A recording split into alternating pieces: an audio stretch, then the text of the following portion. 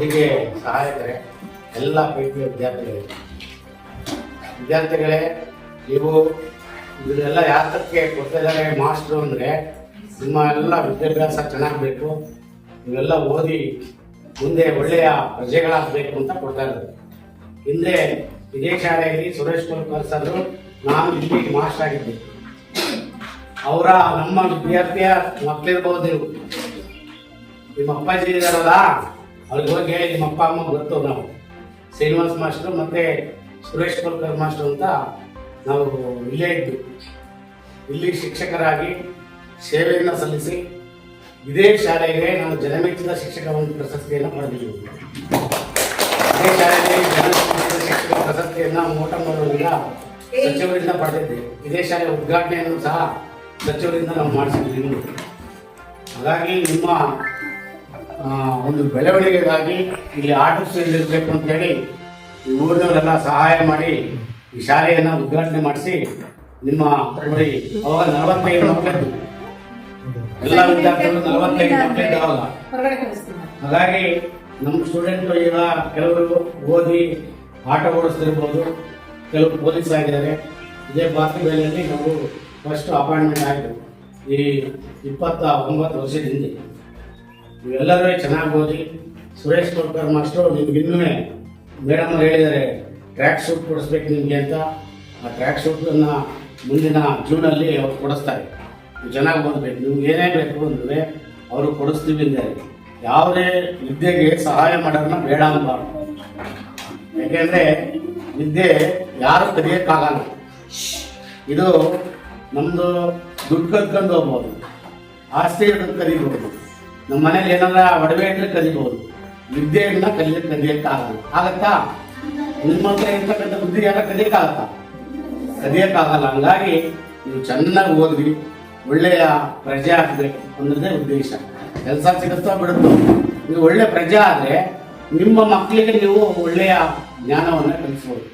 ಇವತ್ತ ನೀವು ಬಡವರಿರ್ಬೋದು, ನಿಮ್ಮ ಅಪ್ಪ ಅಮ್ಮ ಬಡವರಿರ್ಬೋದು, ಮುಂದೆ ನೀವು ಏನಾಗ್ತೀರ ಅಂತ ನಮಗೆ ಗೊತ್ತಿಲ್ಲ. ಹಾಗಾಗಿ ನೀವೆಲ್ಲರೂ ಚೆನ್ನಾಗಿ ವಿದ್ಯಾಭ್ಯಾಸವನ್ನು ಮಾಡಿ ನಿಮ್ಮ ಶಿಕ್ಷಕರಿಗೂ ಸಹ ಒಳ್ಳೆಯ ಕೀರ್ತಿಯನ್ನು ತನ್ನಿ. ಒಳ್ಳೆಯ ಸ್ವಚ್ಛತೆಯಿಂದ ಬರಬೇಕು. ನಿಮ್ಗೇನು ನೀರು ಗಾಳಿ ಎಲ್ಲ ದೇವ್ರು ಕೊಡೋದು, ಬೆಳಕು ಎಲ್ಲ ದೇವ್ರು ಕೊಡೋದಲ್ವಾ, ಅದನ್ನ ಕ್ಲೀನಾಗಿ ನಾವು ಸ್ವಚ್ಛತೆಯಿಂದ ಶಾಲೆಗೆ ಬರಬೇಕು. ಮಾಸ್ಟರ್ ಹೇಳಿದ್ದನ್ನ ಕೇಳಬೇಕು, ಬರೀಬೇಕು. ಎಲ್ಲ ನೀವು ನಿಮ್ಮ ಏನು ವಿದ್ಯೆ ನಿಮ್ಮ ಕೈಯಲ್ಲಿದೆ. ಅದರಿಂದ ನಾವು ಸಹಾಯವನ್ನು ನಮ್ಮ ಸ್ನೇಹಿತರು ಮಾಡ್ತಾರೆ, ನಾವು ಸಣ್ಣ ಪುಟ್ಟದ್ದನ್ನ ಮಾಡ್ತೀನಿ ನಾನುವೇ. ನೀವು ಒಳ್ಳೆಯ ವಿದ್ಯಾವಂತರಾಗಿ. ಮತ್ತು ನಮ್ಮ ಸ್ನೇಹಿತರು ಪುಟ್ಟಣ್ಣವರು ನಮಗೆ 29 ವರ್ಷದಿಂದಲೂ ಸ್ನೇಹಿತರು ನೋಡೋರು. ಒಂದು ಫೋನ್ ಮಾಡಿದ್ರೆ ಬಂದರು. ಅವ್ರ ಮಕ್ಕಳೇನಿಲ್ಲ, ಅವ್ರ ನೆಂಟರೇನಿಲ್ಲ, ಇಲ್ಲಿ ಯಾರೂ ಇಲ್ಲ. ಯಾಕೆಂದರೆ ಅದು ಫ್ರೆಂಡ್ಶಿಪ್, ಸ್ನೇಹಿತರು. ಅವರು ಇಲ್ಲೇ ಹುಟ್ಟಿದ್ದರು, ನಾವು 200 ಕಿಲೋಮೀಟರ್ ದೂರದಿಗೆ ಅಲ್ಲಿಂದ ಬಂದು ಇಲ್ಲಿ ನಮ್ಮನ್ನು ಅವರ ಮನೆ ಥರ ನಮ್ಮನ್ನು ನೋಡ್ಕೊಂಡು ಇಲ್ಲಿ ಭಾರತಿ ಬೈಲಲ್ಲಿ ಮನೆ ಮಾಡ್ಕೊಂಡಿದ್ದಾಗಲೂ ಸಹ ಯಾವುದೇ ಕಷ್ಟ ಸುಖಕ್ಕೆ ಆಗಲಿ ಈಗಲೂ ಸಹ ಅದೇ ರೀತಿ ಸ್ಪಂದಿಸ್ತಿದ್ದಾರೆ. ಅವರಿಗೂ ಸಹ ಅವರ ಕುಟುಂಬಕ್ಕೆ ದೇವರು ಒಳ್ಳೇದು ಮಾಡಲಿ. ನಮ್ಮ ರಂಜಿತ್ ಅವರು ನಮಗಿಂತ ಸ್ವಲ್ಪ ನಮ್ಮ ಸ್ಟೂಡೆಂಟ್ಗಿಂತ ಸೀನಿಯರ್ ಆದವರು. ನಾವು ಒಂದು ವರ್ಷ ಇದು.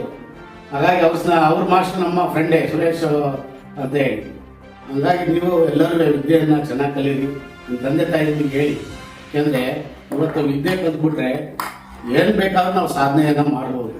ವಿದ್ಯೆ ಇಲ್ಲ ಅಂದರೆ ಏನೂ ಮಾಡೋಕ್ಕಾಗೋದಿಲ್ಲ. ಇವತ್ತು ಸರ್ಕಾರ ಇಷ್ಟೆಲ್ಲ ಸವಲತ್ತು ಕೊಡ್ತಾ ಇದೆ. ಬಟ್ಟೆ ಕೊಡ್ತಾರೆ, ಪುಸ್ತಕ ಕೊಡ್ತಾರೆ, ಶೂ ಕೊಡ್ತಾರೆ, ಊಟ ಕೊಡ್ತಾರೆ, ಮೊಟ್ಟೆ ಕೊಡ್ತಾರೆ, ಎಲ್ಲ ವಿದ್ಯೆ ಕೊಡ್ತಾರೆ, ಎಲ್ಲದನ್ನು ಕೊಡ್ತಾ ಇದ್ದಾರೆ. ಆದರೆ ಸಾರ್ವಜನಿಕರು ಅದನ್ನು ಉಪಯೋಗವನ್ನು ಮಾಡ್ಕೊತಿಲ್ಲ. ಕೆಲವೊಂದು ಕಡೆ ಉಪಯೋಗ ಆಗ್ತಾ ಇದೆ. ಯಾಕೆಂದರೆ ನಿಮಗೂ ಉಪಯೋಗ ಆಗುತ್ತೆ. ಯಾಕೆಂದರೆ ಎಷ್ಟೋ ಮಕ್ಕಳು ತಂದೆ ತಾಯಿಗಳು ಕೆಲಸಕ್ಕೂ ಇರ್ತಾರೆ. ಬಿಸಿ ಊಟ ಮಧ್ಯಾಹ್ನ ಇಲ್ಲಿ ಸಿಗುತ್ತೆ ನಿಮಗೆ ಫ್ರೀಯಾಗಿ. ಇಲ್ಲಾಂದರೆ ನಿಮ್ಮ ಅಪ್ಪ ಅಮ್ಮ ಎಲ್ಲರೂ ಕೆಲಸಕ್ಕೆ ಹೋಗೋದು, 6 ಗಂಟೆಗೆ ಬರೋದು, ಅದೆಲ್ಲ ತೊಂದರೆ ಆಗೋದು. ನಾವು ಇಲ್ಲಿ ಅನುಭವಿಸಿ ನೋಡಿದ್ವಿ. ಇಲ್ಲಿ ನಾವು ಶಾಲೆಯಲ್ಲಿ ನಾವು ಇಲ್ಲಿ ಎಲ್ಲ ನಾನ್ ವೆಜ್ ಯೂಸ್ ಮಾಡೋದು. ಸಮುದಾಯದತ್ತ ಶಾಲೆ ಕಾರ್ಯಕ್ರಮದಲ್ಲಿ ನಮಗಿಲ್ಲಿ ಎಲ್ಲರಿಗೂ ನಾನ್ ವೆಜ್ ಮಾಡಿಸ್ತಿದ್ವಿ ನಾವು. ಇದೇ ಶಾಲೆಯಲ್ಲಿ. ಅಂದರೆ ಶಾಲೆಯಲ್ಲಿ ಮಾಡೋಂಗಿಲ್ಲ ಅಂತ ಇದೆ ಈಗೆಲ್ಲ. ಹಿಂದೆ ನಾವೆಲ್ಲ ಮಾಡಿಸ್ತಿದ್ದೆ, ಎಲ್ಲ ಮಕ್ಕಳಿಗೆಲ್ಲ ಒಂದೇ ಸಮಾನ ಅಂತ ಹೇಳಿ ಎಲ್ಲ ಮಾಡಿಸ್ತಿದ್ದು. ಒಳ್ಳೆ ರೀತಿಯಲ್ಲಿ ನೀವು ಅಡುಗೆಯನ್ನು ಚೆನ್ನಾಗಿ ಮಾಡ್ತಾರೆ. ಯಾಕೆಂದರೆ ಈಗೆಲ್ಲ ತರಕಾರಿ ಎಲ್ಲ ತಂದು ಕೊಡ್ತಾರೆ, ಮಾಸ್ಟರ್ ಎಲ್ಲ ತಂದು ಕೊಡ್ತಾರೆ.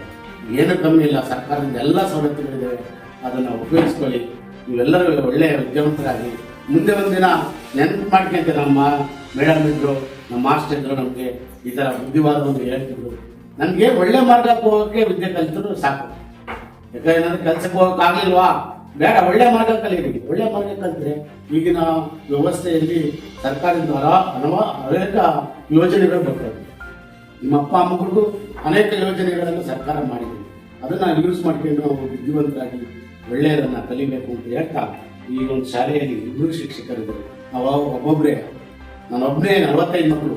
ಒಂದು ಕಡೆ ಮುಗಿ ಬರ್ಕೊಡ್ಬೇಕು, ಒಂದು ಕಡೆ ಅಕ್ಷರ ಹಾಕ್ಕೊಡ್ಬೇಕು, ಒಂದು ಕಾಗದ ಹಾಕ್ಕೊಡ್ಬೇಕು, ಒಂದು ಕಡೆ ಪಾಠ ಮಾಡಬೇಕು. ನಾವು ಒಬ್ಬರೇ ಇದ್ವಿ.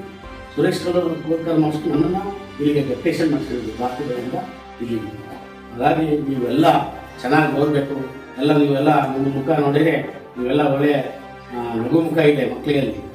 ಯಾಕೆಂದ್ರೆ ಈಗೆಲ್ಲ ನಿಮ್ಮ ಅಪ್ಪ ಅಮ್ಮಗೆಲ್ಲ ಫ್ರೀ. ಈಗ ಎಲ್ಲ ನೀವು ಏನು ಮಾಡೋಂಗಿಲ್ಲ, ನೀವೇ ಈಗ ಸ್ನಾನ ಮಾಡ್ಕೊಂಡು ರೆಡಿಯಾಗಿ ಬಂದ್ಬಿಡ್ತೀರ.